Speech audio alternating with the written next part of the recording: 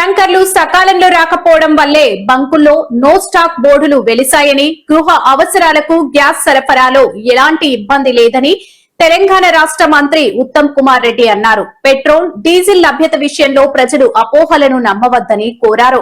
చమురు కంపెనీలు కూడా సరిపడ నిల్వలు ఉన్నట్టు చెబుతున్నాయని అన్నారు. అసెంబ్లీలో ఆయన మీడియాతో పిచ్చాపాటిగా మాట్లాడారు.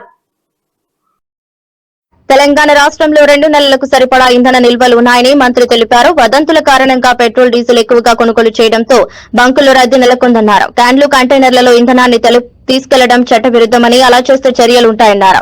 గృహ అవసరాలకు గ్యాస్ కొరత లేదని స్పష్టం చేశారు. అదే సమయంలో హాస్టళ్లు, ఆసుపత్రులకు గ్యాస్ కొరత లేకుండా పర్యవేక్షిస్తున్నట్లు చెప్పారు. హైదరాబాద్ నగరంలో 596 పెట్రోల్ బంకులు పూర్తిగా పనిచేస్తున్నాయని మంత్రి వెల్లడించారు. ఏ